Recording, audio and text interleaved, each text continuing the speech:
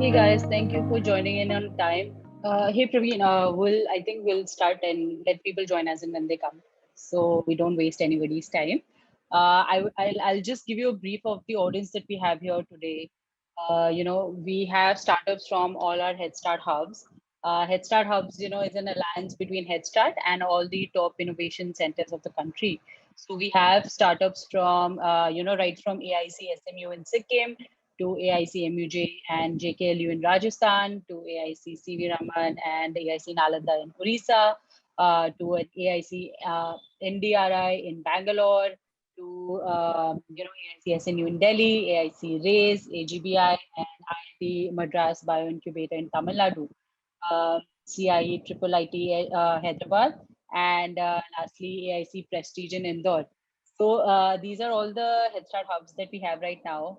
And this session also has, participants from COVID Solve Challenge, which was organized by one of our AICs, AIC MUJ in Rajasthan. They also will be joining us, and we're really looking forward to the sessions because building a sales model is something that's very integral and important to any business. So we're all looking forward to the session, and I like to introduce Praveen as well. We have today with us Praveen Sridhar, who's the head of pre-sales at Freshworks. He has had experience in the SaaS business for more than a decade now, and he has worked as a process specialist and a product evangelist for almost 9 years. And currently, he heads pre-sales at for ANZ, India, MENA, Europe, and UK at Freshworks. So he'll be talking to us about how to build a scalable sales model. And like I said previously, without which a company can't grow and function for in a sustainable way. So he'll share some best practices that can help startups evolve their sales strategies remotely, and bits about how to pivot to an inside sales approach from an outside sales model. And lastly, also he'll also be talking about how to keep your sales force motivated and optimistic, because that's also very important, and I think something that as founders we all struggle with. So thank you for taking out the time for us, Praveen. And I'm looking forward to the session. Stage is all yours. Thank you so much, Manya. So, hey guys, even before we start with today's session, right? So this is a quick tip which I think everybody of us know about it. If something doesn't create an impact, don't put your efforts in, right? So usually the first slide of any of my webinar or any of my presentation doesn't create an impact only because everybody knows about what topic we are going to talk about. So I never put my heart, mind, and soul into the first slide at all. That's because we all know what we're going to talk about, so it's not going to create that impact. But that being said, second slide might start from the second slide, it might start creating that impact for you. So I start creating more designs and I see to that it is proper. So this is Praveen, and thank you so much for that introduction. A decade makes me sound a little older, but that's the truth. We got to live with it. So this is Praveen Sridhar. I've been in this industry for around 13 years and with Freshworks for around 5 years. And before that, I was with TCS for around 8 years, right? And currently, I head the sales engineering / pre-sales / product consultant in different parts of the world. It's been called with different names. We call it as ROW, just because of the reason we can't put India, ANZ, Middle East and Africa, Europe and UK in one line. So we call it as rest of the world. So in Crux, this is all the regions other than US. So that's about me. So I'm a corporate trainer. I am a psychometric analyst, and I'm an ex-RJ in one of the stations in Chennai. That was X. That was like 3-4 years before. So that's a crux about me. So with that, this is the first thing, right? I love meeting people and talking and consulting, and all this was so much fun if you ask me in 2019, right? But after the pandemic came in and work from home came in, 99% of a meeting have been happening only on Zoom. And the one challenge which any of the presenter, I think everybody can vouch for it, is how are you going to have that focus for the entire session, right? That's tough. And you have all the liberty to go and browse on an internet, see your WhatsApp, whatnot, right? The social media, anything, if it is not going to be interesting. So it is my responsibility to make it interesting. So the first part, what we're trying to do is just keep your phones ready. Unlike other webinars where they will ask you to keep your phones away, I'm going to ask you to keep your phones ready. And if possible, go to www.menti.com and keep it ready. I'm going to give you a code. And why this code? What are we trying to do here is pretty simple. We have almost 36 people here, right? So we're going to get answers from people and we're going to show it live, right? We're going to get answers. These are not questions as such where there is going to be right or a wrong answer, right? These are just opinions. These are just discussion points which is going to come in from the entire 36 people whom we have in this meeting. So even the moderators, you can go into menti.com and keep this open. I'm going to have the code being displayed quickly so that we will start this. This is going to be fun, guys. I'm telling you, this is going to be fun, right? So even before we start with the scalable sales model, scalable sales organization, you call it whatever it is, right? Whatever webinar it is, any presenter for that matter, we go and Google, right? And this time when I'm going to Google about a scalable sales organization or a model, you get trillions and trillions of pages, websites, videos, whatnot. You get so much of content available in the internet. But including Harvard Business Review, there is not one website which says this is a guarantee. You're going to follow this, this is going to happen. No, right? Because there is not one size which is going to suit all. So with that, what we're going to do is in this almost 1 hour, or now that it is 50 minutes, what we have, I'm going to discuss about more of the life incidents which I have faced.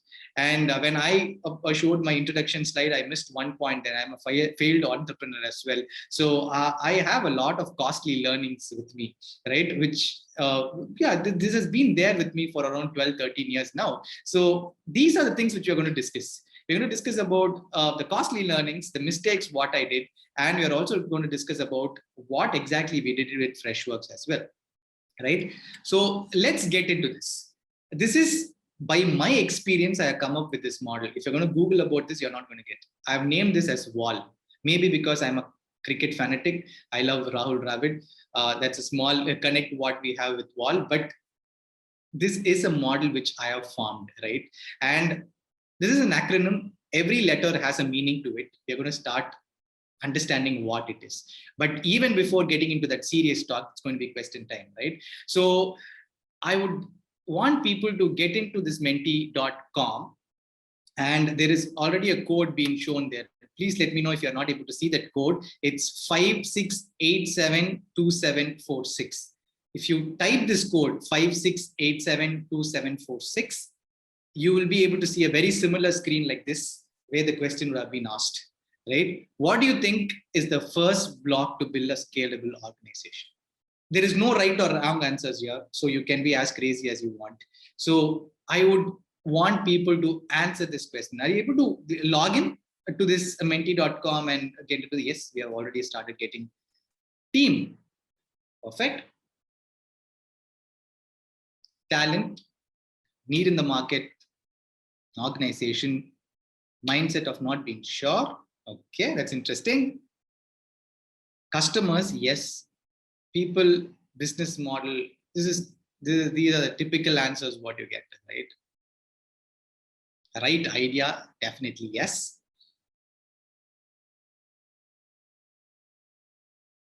We'll just wait for 30 more seconds.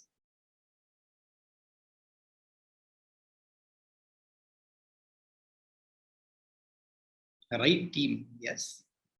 Not understanding the, I want to understand what that INV meant, but yeah. Perfect timing, definitely yes. Systems, maybe. Demand. This is fun. I'm getting so much of answers here. Yeah. Keep them coming, guys. Keep them coming. Assetless model. That's interesting. That's one interesting thing which is coming. Okay. So we have got so many answers, right? We have need, we have people, we have timing, talent, good leader, definitely needed. Definitely needed. I can vouch for it from Freshworks. Uh, there are so many of this data which you have got, right? And let me quickly tell you what this W stands for. Out of that wall, W, almost 40 to 50% of you got it right in different shape or form. It's been called as team, people, leader, but it's workforce, right? But unfortunately, I think this is one basic step which a lot of our startups, because I discuss about this with a lot of people. I have a lot of my friends who are entrepreneurs who start businesses, who start these successful business models, right? But one thing which is in crux, which a lot of us miss, is the workforce. How are we going to hire these workforce, right? Keeping them motivated is a different ball game altogether. Let's discuss about it a little later. But how are we going to even hire these workforce? And that too, for a startup, you're going to start with almost 10 people, or let's say 15, 20 people. This 15, 20 people are going to help you grow from this 20 to 200, maybe even to 2000, right? So the first set of 20, 25 people, or even that 15, 20 people who are going to get you here is very, very important. And how are we going to hire? And why are we not concentrating on this is a major big question what everybody has, right? So with my experience, I can tell you what these things which are, what the traits can be, which can help you get that proper workforce for your team. Then we're going to talk about definitely about assessment, right?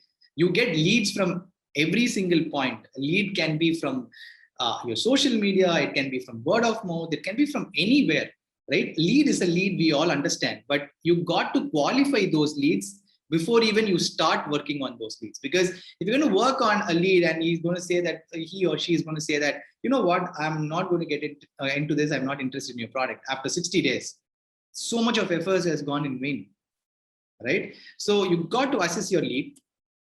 This is a superset of the entire presentation, which is the journey of your customer from potential to being a customer, right? That's the lead to cash journey. And the subset of lead to cash is, what are we going to do after they become a customer? How are we going to land a customer? How are we going to expand this? And this, I think we will take some examples from Freshworks and we will be discussing about it. So coming to the first one, you can have your questions coming in your, we do have our chat open. I think, yes, we do have our chat open. So if there is any questions at any time, please do keep them coming and we will be more than happy to help. Perfect. So getting into the workforce, the first one, right? This is apart from all the trades, what you're going to look at. Let it be a sales organization, let it be the coders, what you're looking at, let it be people who are going to test the solutions, let it be support people, let it be marketing people, let it be anybody who comes under this workforce umbrella, right? They might have their own traits in which you're going to evaluate them. But the tripod for a perfect workforce for any of this, any of your departments or organization is going to be these three, right? One is you got to get people who can be coachable. That is the coachability front, right? You really don't want people who are going to come in and for every single mistake or every single phase slowdown, what they're going to have, they're going to become defensive. They're not, they're going to be in denial. They're not going to accept that they're wrong. If you're going to bring this kind of people in, it's going to be a little tough for you to groom them, right? You can definitely groom them if it's going to be a 1,000 employee organization.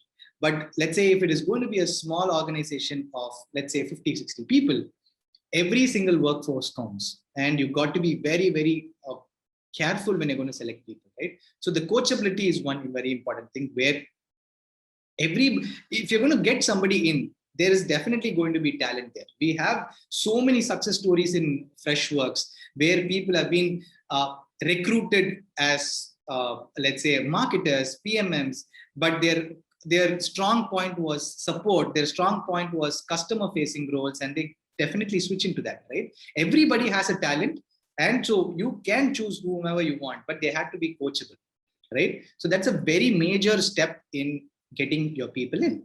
Second, uniformity. Take an example of Freshworks, right? one crux which runs across all the organizations or the sub-organizations in my company is that we call this as EX is equal to CX, which is employee experience is equal to your customer experience, right? Keep your employees happy, and in turn, they're going to keep your customers happy. So that's one of the examples on what uniformity is. So whatever workforce, whatever trait it is, whatever coaching we give to these people, all this will be trickling down to one very important point: is your employee happy? Right? That's an example, but it can be anything. You fix on what your core strength is going to be, crux is going to be, and then you revolve around this for the entire sub-organizations what you have. These two things, yes, everybody would agree. This is from my personal experience, I'm telling you. The third one is also very, very important of it, which is the coaching abilities. The first one and the last one has a lot of differences, right? So the coaching abilities is one of the important things which we have been discussing, right? So when you're going to get in people, they are the first 10, 15 people. They can't be your just the coders. They can't be your support people. They can't be your sales people. They have to be mentors, because these are the people who are going to come in, and for the next 200 people, another 2000 people coming in, these are the set of people who are going to train them. These are the set of people who are going to keep the culture intact. These are the set of people who are going to keep that uniformity intact, right? So for all this, you got to have them in place, and coaching abilities is very, very important. So as a startup, if you're looking out for people, don't just look out for sales people, coding people, or even the support people as such, right? You've got to look out for mentors who would be able to mentor these people for a longer run. So that's how the scalable model actually starts rolling. So coming to the next part, which is assess, right? We have a lot of leads. It can be through social media. It can be anywhere, right? If you're going to go and Google about leads, you get so many avenues through which you can get leads. It can be through email, cold calling. It can be through cold emailing. It can be through any single point of a lead proposition. You're going to get all your leads in. So leads are leads. We all understand that. But the best part about leads is you got to qualify. You got to score them. Else it's not going to work, right? So even this, if you're going to Google and say, I want a lead scoring pattern. I want to see the lead scoring scorecard. I want to see the lead scoring model. You get a lot of things, right? And people who have been in the startup industry for years, you know that there are quite a few things like Band, Faint, Medpic, which is there, right? But all of this trickles down to one thing, right? Why are we doing this? Why should somebody assess, somebody qualify a lead, right? I don't want people to put my time, meaning my team's time, into something which is not going to give you revenue, right? If you for a fact to know that this customer definitely is not going to be interested in the product, you going and nudging them is not going to help you. So assessing is going to help you save that effort, and it's also going to give you better timeline prediction, right? Without knowing when this deal or when this lead is going to get converted, why should you put so much time in?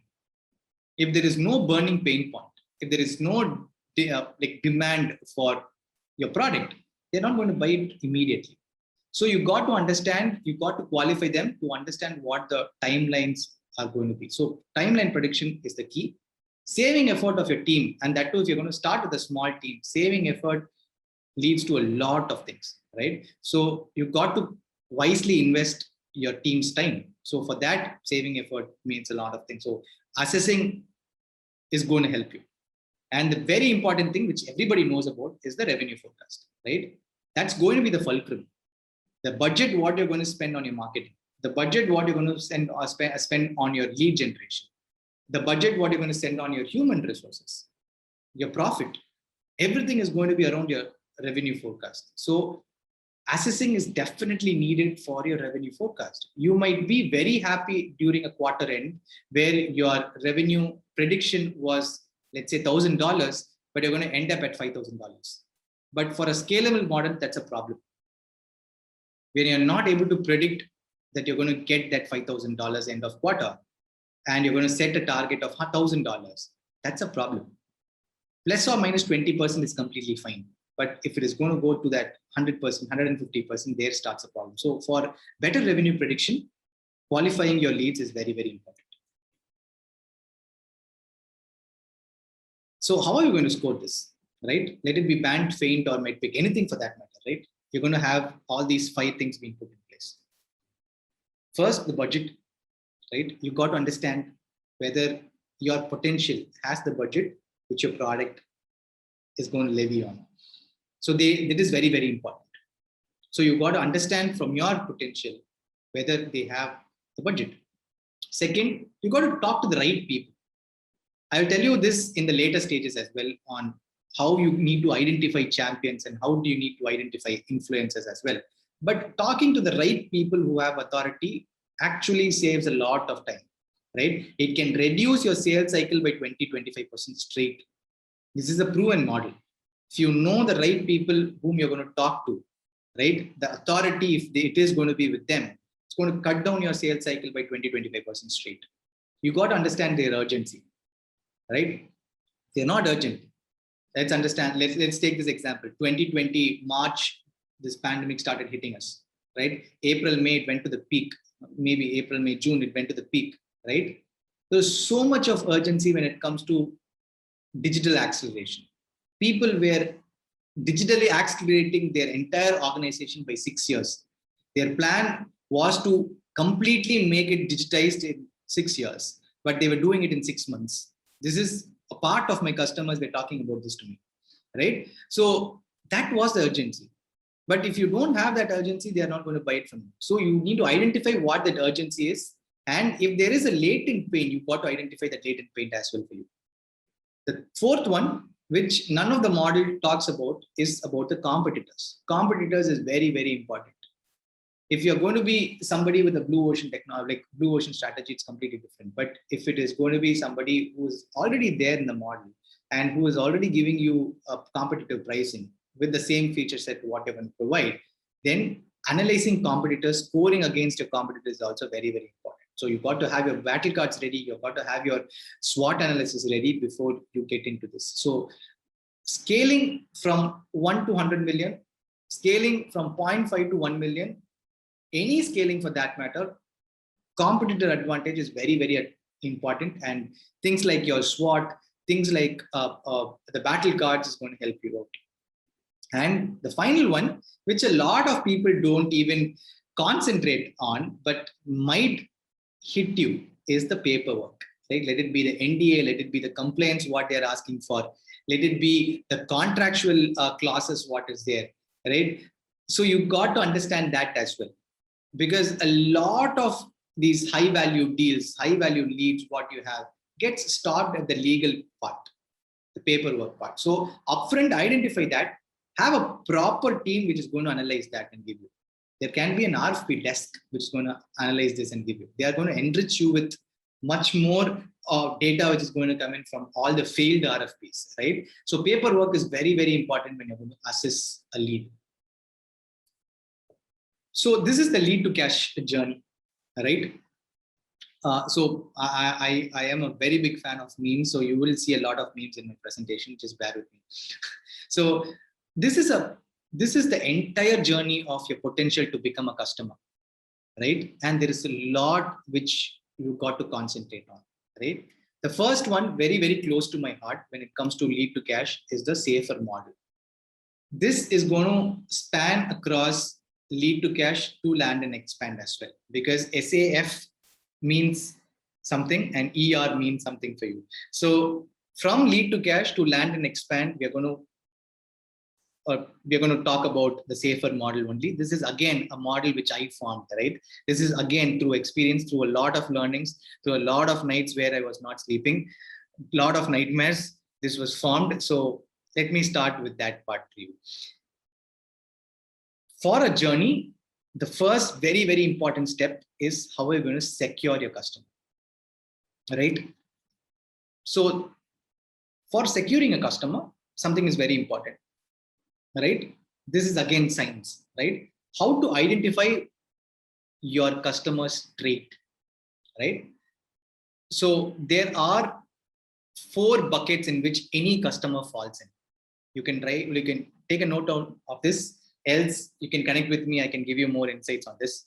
The first one, I call them as drivers, right? You would have seen this type of people who want to do things immediately, right? These are people who don't listen to you, right? And they want to have the entire engagement in their control, right? So if you can identify these traits, right, and the way you got to talk to them is very simple. You got to keep it short. You got to talk only the problems and not about your product, right? You need not push them at all, because they're already outspoken and your sales cycle is going to be pretty much in your target. So you need not even worry about it. But one thing which you got to understand here would be, have everything in writing, right? Because of poor listening skills, there are a lot of places where these bucket of people, this category of people, will come back to you saying that, you know what, you never told me about this, or else I wouldn't have even chosen your product, right? So drivers, definitely a good sales cycle, but you got to be very, very careful handling them.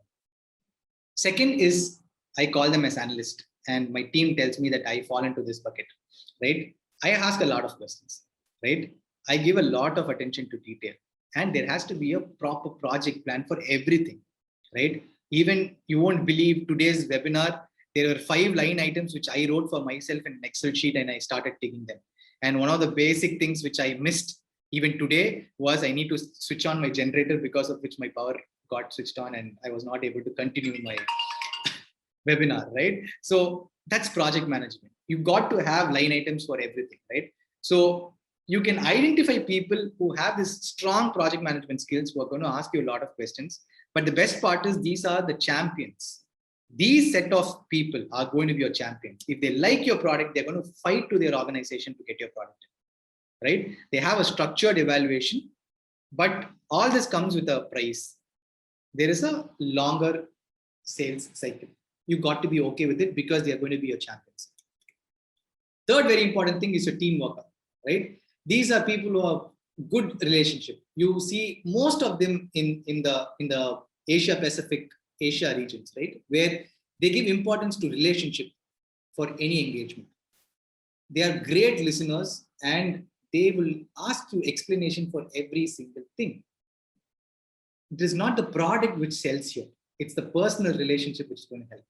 One of the huge deals for Freshworks, right, that was from Sweden, and we were able to get that customer only because of personal relationship. We were having head-to-head with one of our well-known competitors, and features were neck to neck. Pricing was neck to neck. But how did we even win it?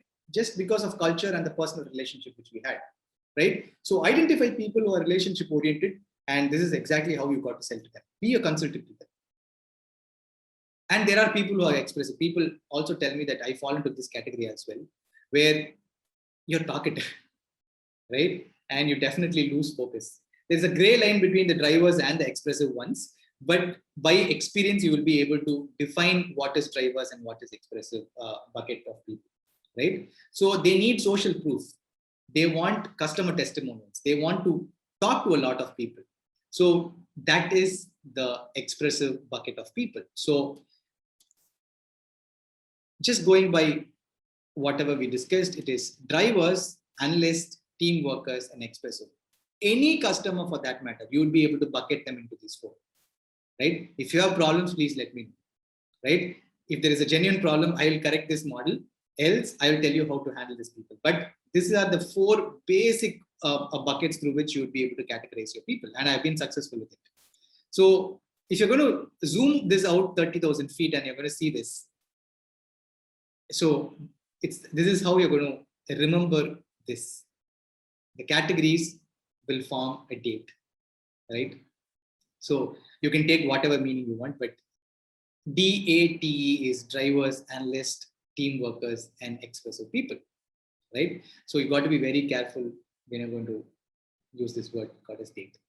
Anyways, so with that, we are going to the adoption part, which is very, very important.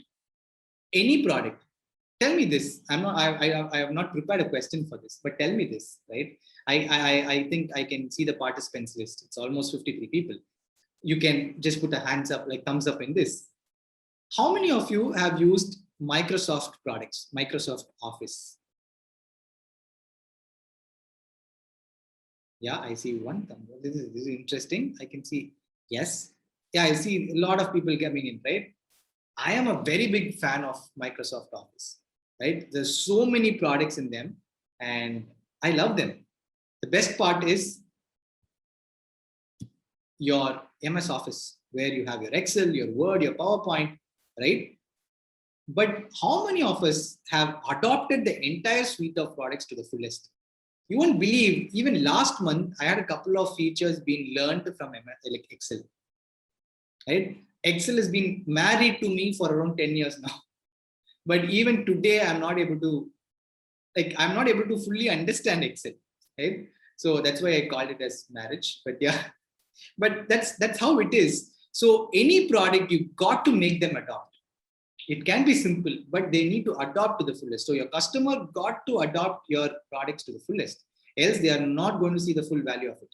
And why there is a small clapboard in Desire and Champions, if people have already lost focus, people have already started seeing mobile phones, I think you got to concentrate on Desire and Champion because there is real life stories coming in there, right? So these are actual based on real life stories and incidents which happened to me, right? Starting with desire, right? You got to create that desire for your customer. I will tell you this story. This happened to me in 2019, right? I was in South Africa for one of the customer visit. Even before I stepped in, because I fall into that analyst category, I wanted sign off on every single project plan. I wanted sign off on every single deliverable from the customer. So we got a signed off and we had a very good presentation being created. We had our tool ready. We had a customization being done. We took it to South Africa. We took it to Johannesburg, their office. And the first day, 10 o'clock, everybody comes in. We are happy faces. We are very happy that we're going to present this because it's going to be one of the largest deals of Freshworks. We start at 10 o'clock. 10:08, one of the leaders from the social media team stands up from his place, walks away saying that, you know what, this is not going to work for us. That's about it. We have a return tickets only after 22 days. And what will you even do? One of the important people from the team says that this is not going to work for me, right? That's when we said, we respect your decision, but we just want one day in your office. Because we are consultants, we know a lot of things can be improved even without Freshworks products. So we just want to be a consultant for you just because we have visited your office. They said, okay, because there was one champion who said, we really want your product, but this guy doesn't allow me. So we split into three teams. There are around 4 people. We split into 3 teams. We went to each and every team and we just watched what they did. I went to the chat team, right? This is more like a Tata Sky and Tata Channels kind of a setup. It's more of a broadcasting company, right? Where a customer calls, a typical customer calls. No, he doesn't call. He chats. He comes on a chat and says, I'm not able to log in. The agent says, this is the login button. You got to go and click there. He says, I'm not able to see the login button. Then they take a screenshot, send it. They're saying that I'm not able to see the screen. Then they mark which button they need to click and send it, right? And then they say, no, it's not working. I'm going out of your company. They get on a call, resolve this in 12 minutes. A typical chat, which should take only 1 to 2 minutes, is taking 12 minutes for them, right? That's when we said, this is not how this is going to work. I just spoke to their leader and I said, I can give you a solution. Ask a small set of people to try this, right? Where your customers, your agents would be able to see your customer's screen and they will be able to control it and they can talk, right? They said, okay, let me try. I just left it there and came back, right? 2 days. So this is exactly what we did for every team.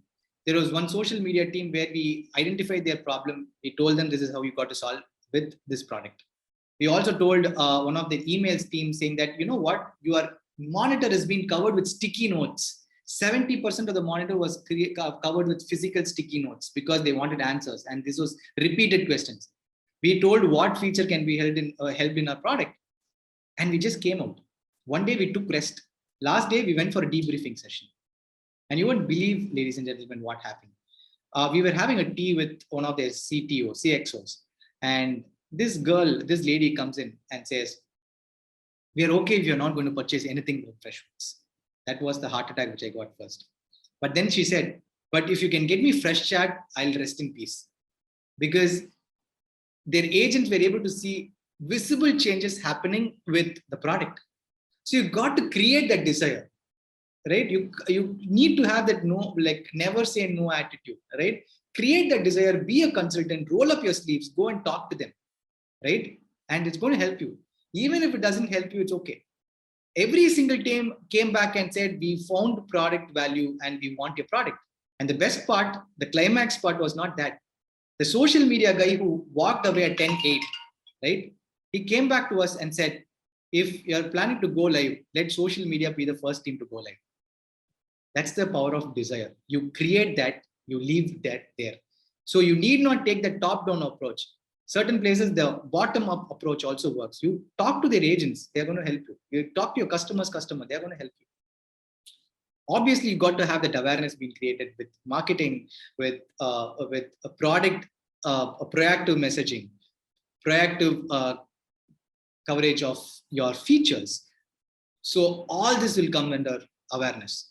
Champions, again, identify the champions. As I told you, analysts are the best champions. If they are going to be interested in your product, they will fight out to their company, right?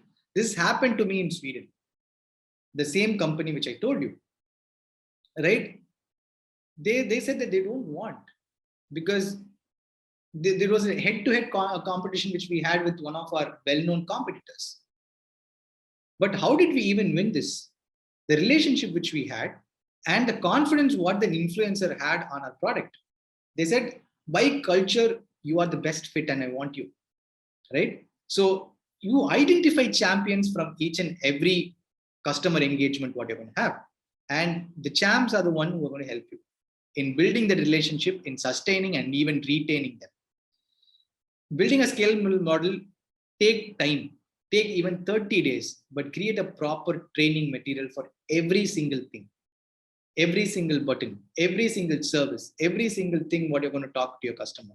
You got to have a battle card and a training material being ready. Obviously, familiarize comes again. Like this is very, very, very similar to adopt, right? But this is more of your customer success job. Once a customer comes in, they need to get the fullest out of it. So you got to familiarize every single feature available in your product. And that is going to help you in retaining these customers for a long time. If they're not familiarized, they might even look out for more options. They might even look out for more products, which we hate, which we don't want. We want to retain our customers, right? So that's familiarized. So again, a meme, but very sorry about it. That's the final part, which is land and expand. But I, for a fact, know that a lot of focus would have already gone by this time, because we have been talking a lot. We have been talking about stories. Let me pull you back into your mobile phones.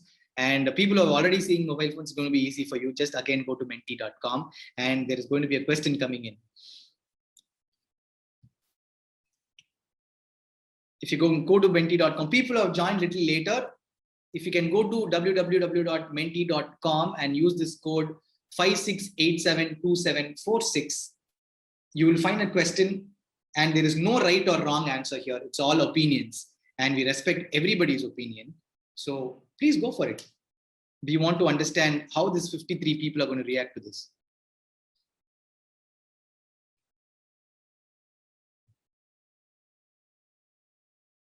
We've got good responses. Perfect.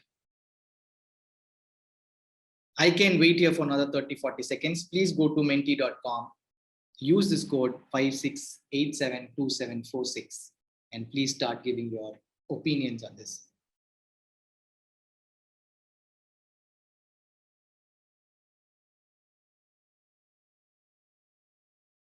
And that's how it grows. That's how your customer support grows. I love this animation, right? This is fun because this is dynamic. You get answers and you see them live. This is almost 20%, 30% of your people answering it, and we are waiting for one more, like 20 more people to answer. But yeah, we have 15-20 more seconds. Let's see.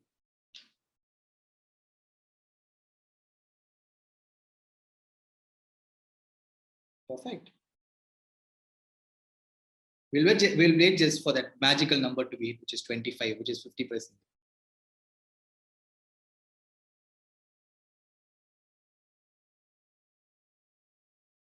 Perfect.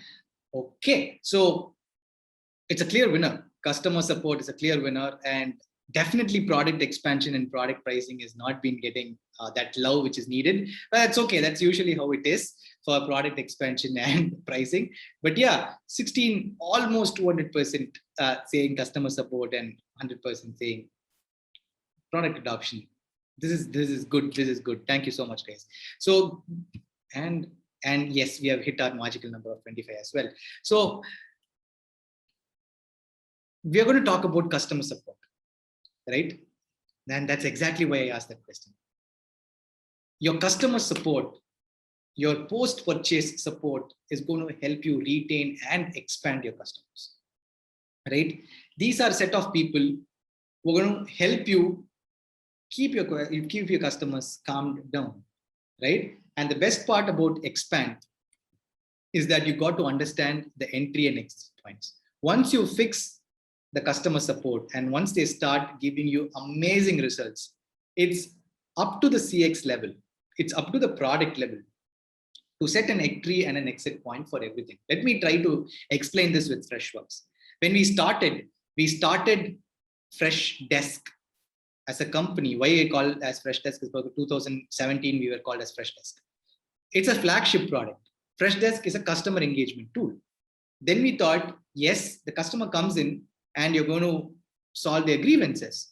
But even before that, you've got to have somewhere in this pipeline where there has to be a clarity.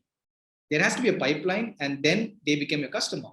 And that's exactly where the entry point is, where your entry point is for using this tool. For us, Freshdesk's entry point was customers. So we need to have a pipeline being set. For that, there has to be another product.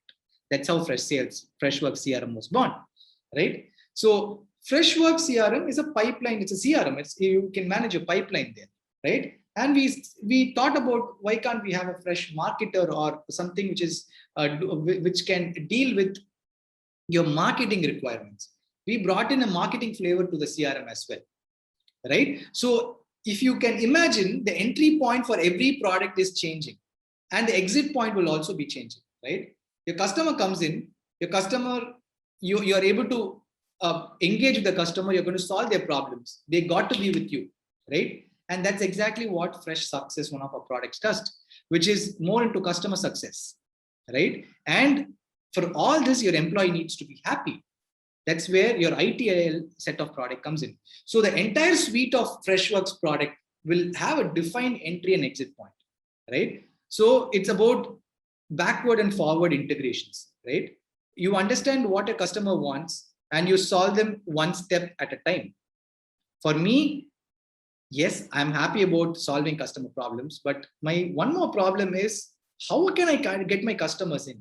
How can I potential can be changed to a customer? That's when CRM was born for us, right? So you define your entry and exit points. If at all you're going to have a product expansion, this is after your customer support has been set, your GTM teams has been set.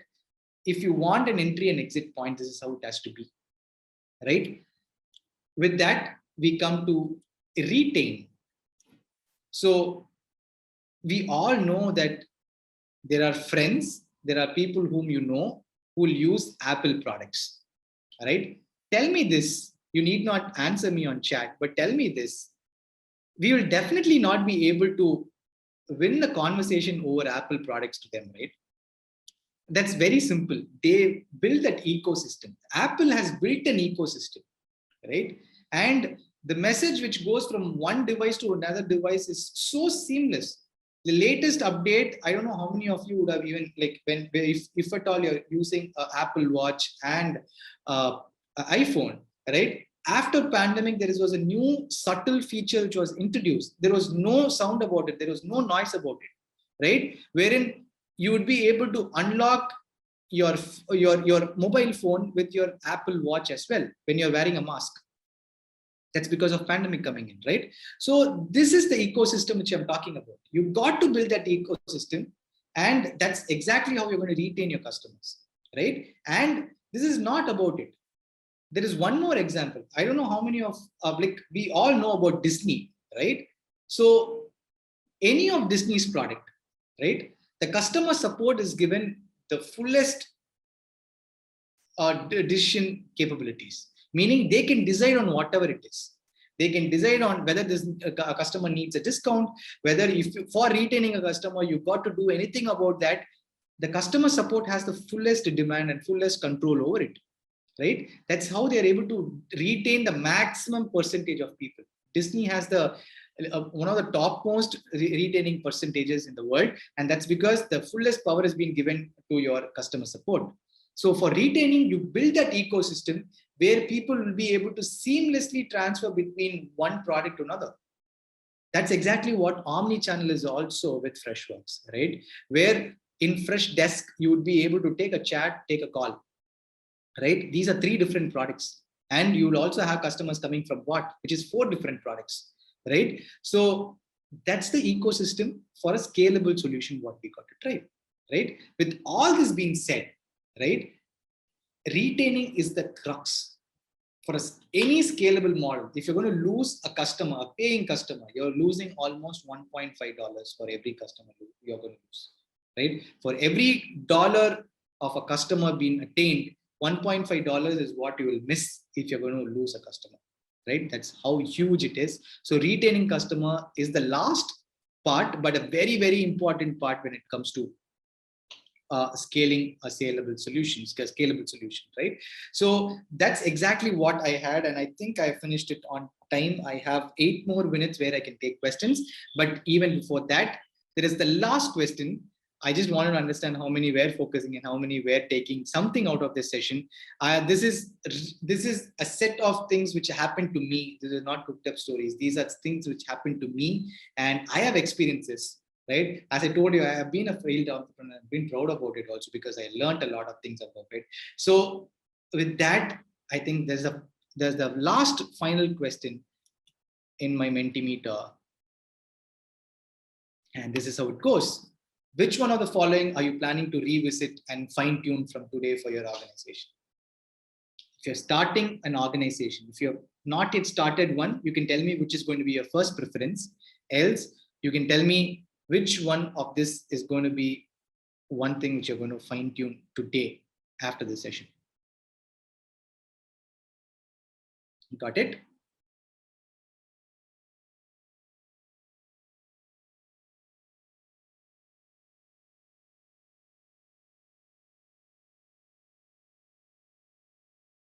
I'm happy that we get equal representation from all the 4 pillars of wall.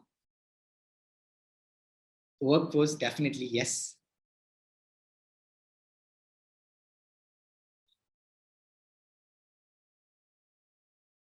And while this is happening, let me also quickly go into the chat and see.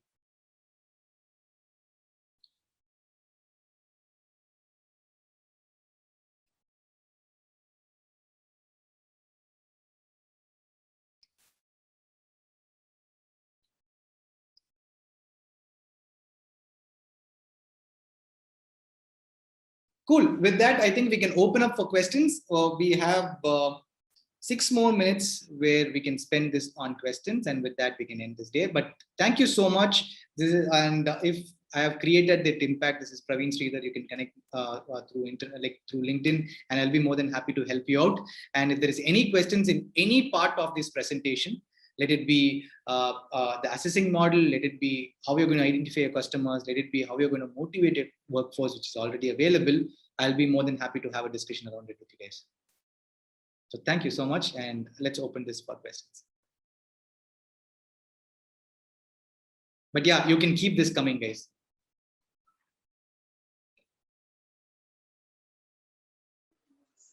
Hey guys, now, I mean, if you have any questions for Praveen for anything that we've discussed so far, please go ahead. This is your time. Hey, hi Praveen, this is Akshay here. Yeah, hi Akshay. Yeah. So I work for a startup called Hippo Video. I'm into sales operations, fairly new to SaaS, just a year now. Just wanted to understand how does it work for a single product like ours? So we are not a suit right now. So any thing about how we can, you were talking about that retention, with more variety or a seamless approach. So how do we take it for a single product? Any suggestions or anything on that front?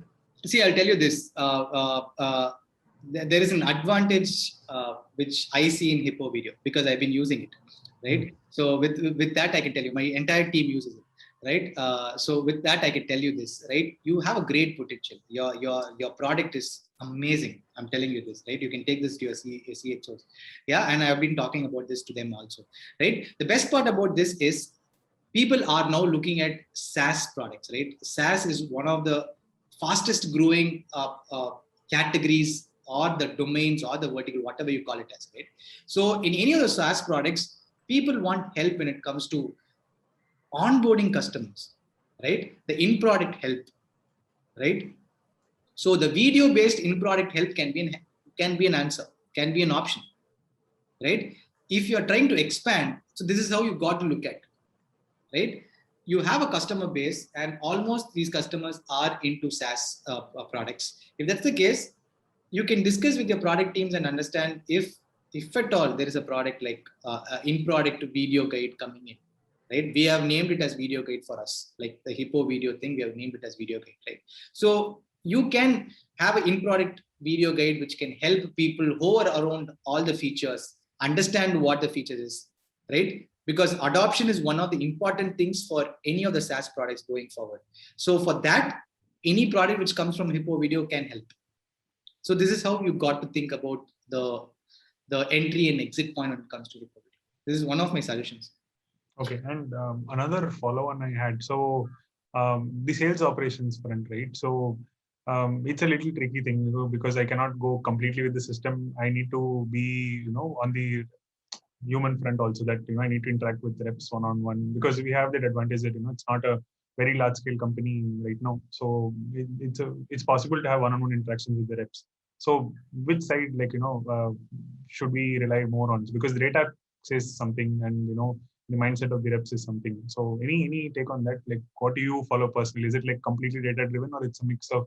It can't be completely data driven. Yeah. Certain things, I was just finishing a meeting and coming here. So it can't be completely data driven, right? It has to be, but the best part is it can't be completely subjective also, right? There's a very, very thin line between where you got to draw on the percentage, right? How much percentage of data you got to consider and how much percentage of subjectivity you got to consider, right? Subjectivity comes with experience, right? Whatever decisions you take might be wrong, like at least for the beginning, right? But with subjectivity, with experience, you would be able to take the right decisions with subjectivity. That is one part. Second, when it comes to numbers also, you've got to remove the outliers, right? I'm just dealing you an example. There might be months where your forecast would have crossed 150 to 200%, right? These are outliers. If you're going to believe on that and say every March this is going to happen, it's not going to happen, right? Remove outliers and see your numbers. That will give you a different picture altogether. Remove your swing deals, which is not expected at all, and see the picture. It will give you a different picture altogether, right? The average revenue, what you get per customer, right? Once you remove the outliers and the swing deals coming in, that tells you a clear, different picture altogether. So analyze in those lines, you will get your answers. Super. Yeah. Nice session. Yeah. Thanks, Praveen. That was a great session. Yeah. Thanks a lot, Akshay. Thanks a lot. Do we have questions on the chat?